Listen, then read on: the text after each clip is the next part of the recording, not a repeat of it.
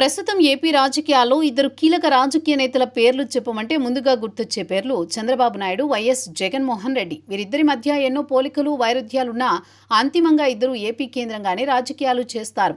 ఇద్దరు రెండు ప్రాంతీయ పార్టీలకు అధినేతలుగా ఉన్నారు. ప్రస్తుతం ఏపీలో సీఎంగా చంద్రబాబు 4వ సారి కొనసాగుతుంటే వైఎస్ జగన్ మాజీ ముఖ్యమంత్రి, ఎమ్మెల్యేగా మాత్రమే ఉన్నారు.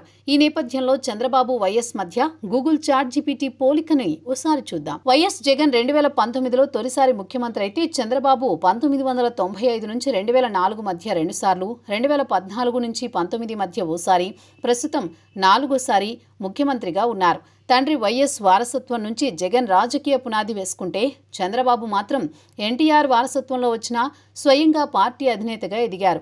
పాలనా ధోరణుల్ని గమనిస్తే జగన్ ప్రధానంగా సంక్షేమంపై దృష్టి పెడితే చంద్రబాబు అభివృద్ధి, టెక్నాలజీ, మౌలిక వస్తువులపై ఫోకస్ పెట్టారు. ప్రజలతో అనుసంధానం విషయంలో జగన్ గ్రామాల్లో సైతం సచివాలయం, వాలంటీర్ల వ్యవస్థ ఏర్పాటు చేయగా చంద్రబాబు టీవీ, మీడియా, శిల్పారామం వంటి కార్యక్రమాలతో దగ్గరయ్యారు.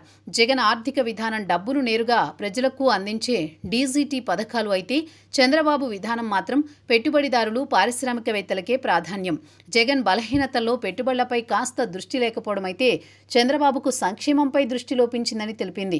చంద్రబాబు ఎక్కువగా పీఆర్ ఆధారిత పాలన చేస్తారని వెల్లడించింది. పబ్లిక్ స్పీకింగ్ విషయంలో జగన్ది భావోద్వేగాత్మకంగా మాట్లాడే శైలి అయితే చంద్రబాబుది గణాంకాలు, విజన్తో మాట్లాడే శైలిగా అభివర్ణించింది.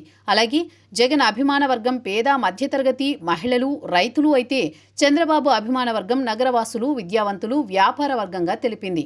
ఇలా ఇరువురు నేతలకు మధ్య పోలికలతో పాటు వైరుధ్యాలు కూడా ఉన్నట్లు చాట్ జీపీటీ విశ్లేషించింది.